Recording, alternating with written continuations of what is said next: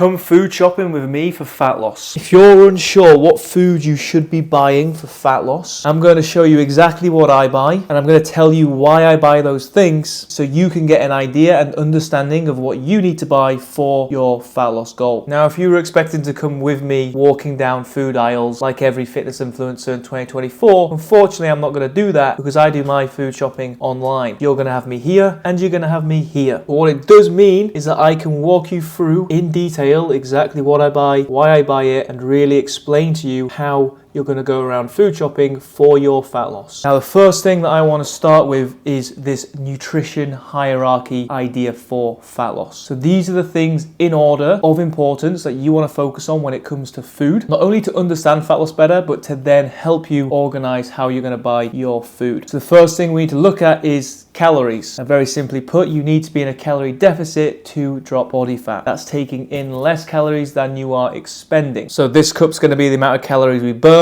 This cup's going to be the amount of calories we take in. And if we burn more calories than we take in, we will be dropping body fat. This is a calorie deficit. You need to understand this if you're going to be successful with your fat loss. So when it comes to food shopping, I'm going to show you some examples in a minute. We want to make sure that we're trying to pick foods that help us keep our calories lower rather than picking very high calorie dense foods for the most part.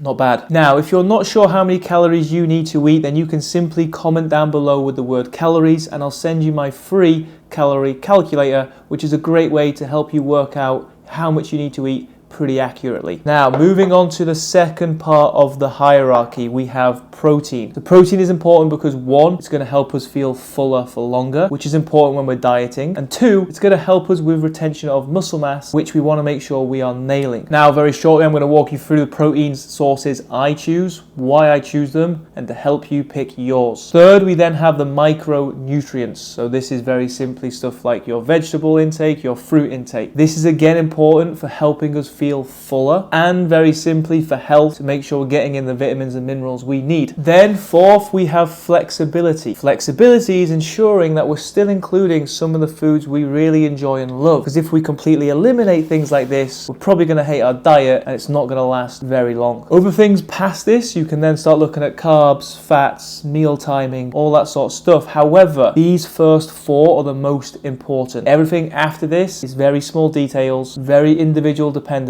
I would worry about these first four, because if you nail these consistently, you will be winning. Let's get onto the food shop to nail these points. We were looking at the hierarchy. The first one was calories. Now, calories we are going to be talking about throughout this whole video. We're going to be looking at how we can keep calories a little bit lower and what not. So we're going to skip past calories because it's going to be a consistent talking point, and instead we're going to go straight to protein. Now, when we look at protein, we want to pick protein sources that are high in protein per gram or pound or weight. So for example, if one source of protein is 20 grams of protein per 100 grams of weight, and another source of protein is 30 grams of protein per 100 grams of weight, the 30 grams of protein source is probably going to be your better pick. We also then want to try and keep protein sources on the leaner side. That is going to help us keep our calories lower. This is not to say that you can never have protein sources that are higher in fat. You can, but for the majority, if we keep our protein sources leaner, it is just going to make things easier. So if I'm looking at protein sources that are going to be lean, high in protein, obviously you've got stuff like your chicken breast, very simple, very straightforward. Just on a quick one, chicken breasts by themselves are obviously going to be a much leaner option than, let's say, if you got breaded chicken. Because it's breaded chicken, those added ingredients are going to take those calories up. It's not to say you can't include them, but for the amount of protein per calories, something like chicken breast is going to be a lot better, because you're going to be able to get just as much protein, if not more, for the same or less amount of calories. Turkey is another great option, so you can get a lot of protein for much lower amounts of calories. For example, I typically buy stuff like turkey mince because of the reasons I was giving you, and two, for me, it's just very easy and quick to cook. As another example, something I often buy are these turkey and chicken burgers. Again, pretty lean, so the calories are pretty low. One burger is like 16 grams of protein. So if you have two of these in one meal, you're already hitting 30 grams before anything else. Pretty easy, good way of getting a lot of protein in while keeping calories lower. You got stuff like Greek yogurt, stuff like egg whites. This isn't to say you can't have whole eggs. Of course you can, and they're a good source of protein. But if we're trying to keep calories even lower, egg whites takes out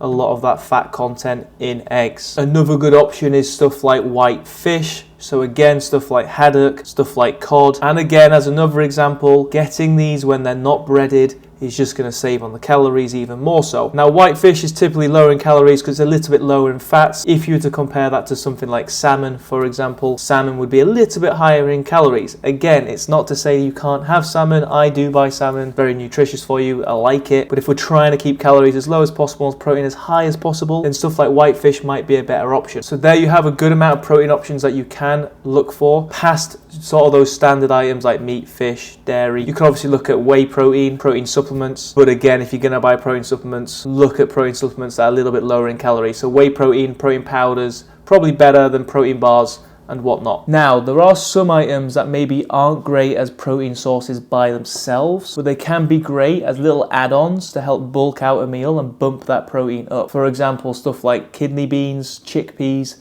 lentils, they can be great little additions to help bump protein up. And lastly, on protein, there's a few things I want to touch on. Some people will look for stuff like cheese as a protein source. Things you have to be careful with here is that it's high in fat, or can be high in fat. So as a primary protein source, it's probably not great because calories might have to ramp up for you to get enough protein in. However, some options can be better. If you look for lower fat cheese options, then this might help you increase your protein while keeping calories a little bit lower. So if you do want stuff like this to try and bump calories up, then I would look at looking for lower calorie alternatives of those things. Now let's go into vegetables and fruits, which in all honesty is really straightforward and simple. Vegetables, in all honesty, I would say anything goes. You're not really going to find vegetables that are high in calories. So I would pick whatever you want. A bit of variety is probably great just for getting in as much minerals, vitamins as you can. I personally like to buy frozen vegetables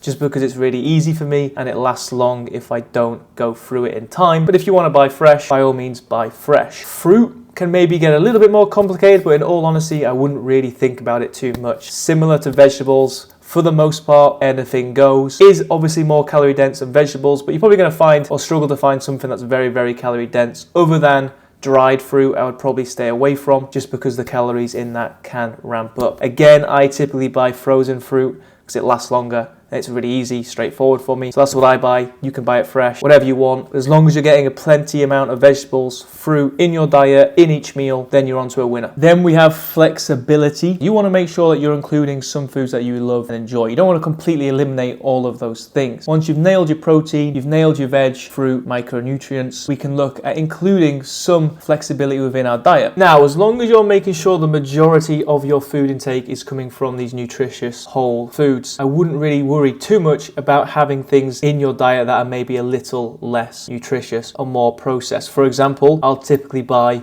some fries. I'll typically buy stuff like Pringles now and again, or maybe some sweets now and again. And these things are fine to include as long as they're not taking up the majority of your diet. If you can potentially combine some things, and there are quite a lot of options these days, which I'm going to show you now. If you can potentially combine some things that are maybe not as nutritious or a little bit more processed, but still help you towards your goal. For example, stuff like this Halo Top ice cream, which I typically buy, where the calories have been reduced, the protein has actually been increased a little bit in it, but it's still giving you what you're after, which in this case is some ice cream. So there's some options out there as well that you can find that can actually still give you that flexibility, but still actually push you more towards or closer towards what you're trying to achieve. So for example, something like this ice cream would probably be better than something like this ice cream, where the calories are going to be a lot higher, protein might not be as high. Those small differences can go a long way while still trying to be flexible. Once you've nailed these 4 parts of the hierarchy with your food shop, that's as simple and straightforward as it can get. Then we can look a little bit higher and some other details can come in. Let's talk about fats and carbs very briefly, although we don't want to get into too much detail on these things because in all honesty, you don't need to. So when it comes to carbohydrates, I would keep this dead simple. For the most part, you want carbohydrates that are less processed, whole food, like as an example. So this might be stuff like oats or roller oats, stuff like this. This might be stuff like